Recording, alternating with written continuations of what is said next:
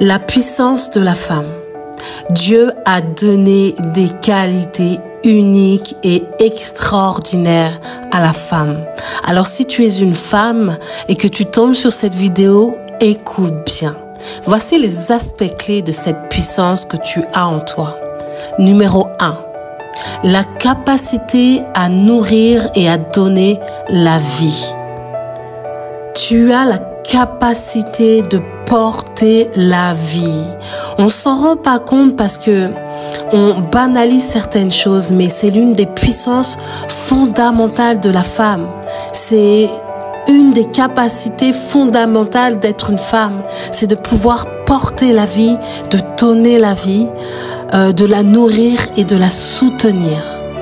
Cette capacité, elle dépasse le simple fait de donner naissance physiquement. Elle s'étend également à nourrir émotionnellement, spirituellement, intellectuellement ceux qui t'entourent. La femme a cette influence cruciale sur l'environnement familial et social, en élevant, en encourageant et en formant les générations futures. Numéro 2. L'influence spirituelle et émotionnelle. La femme a été conçue pour être une aide comparable à l'homme. Lis bien Genèse 2:18. Ce qui implique qu'elle est douée et qu'elle est dotée d'une sensibilité spirituelle et émotionnelle à part entière.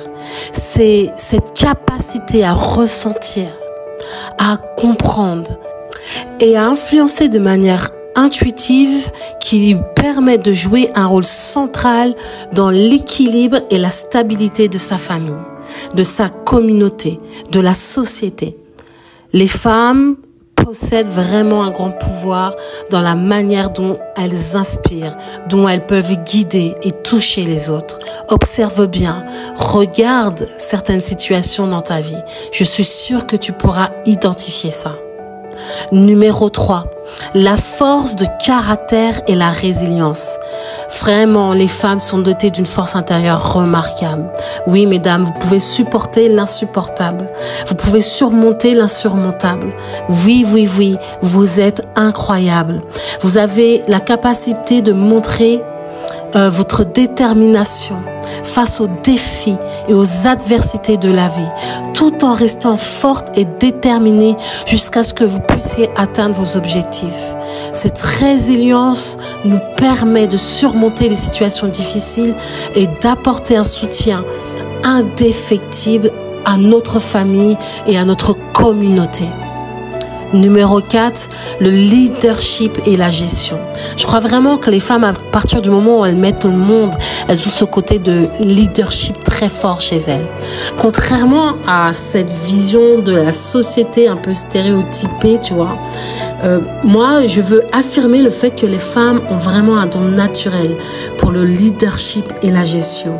On sait leader nos enfants, on sait les accompagner, leur donner une direction, les encourager, leur donner de la force, être là, être présente, on veille sur eux.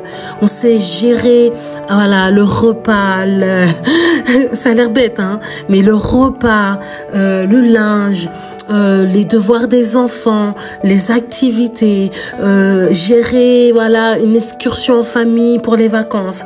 On sait gérer Noël, les anniversaires. On gère beaucoup de choses si on regarde bien. On a cette capacité à gérer. Nous savons aussi prendre soin de multi choses. On est multitâche en fait. On est capable de prendre soin de multiples aspects de la vie familiale. Que ce soit professionnel, que ce soit communautaire, avec la sagesse et l'efficacité, nous avons de grandes capacités. Et du coup, j'en profite pour remettre des choses dans l'ordre.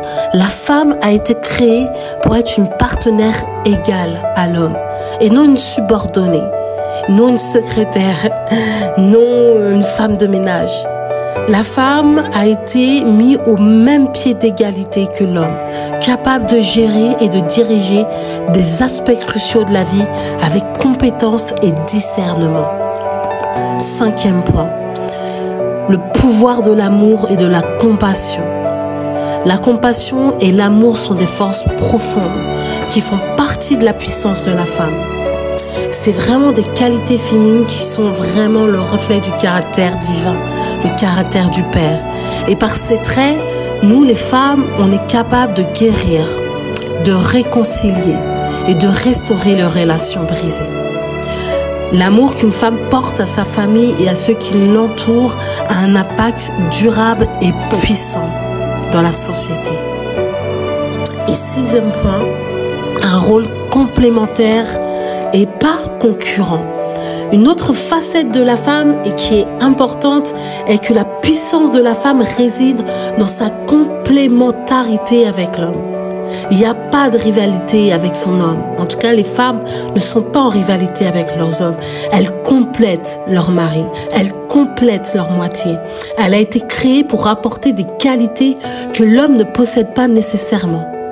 Et ensemble, ils reflètent l'image complète de Dieu.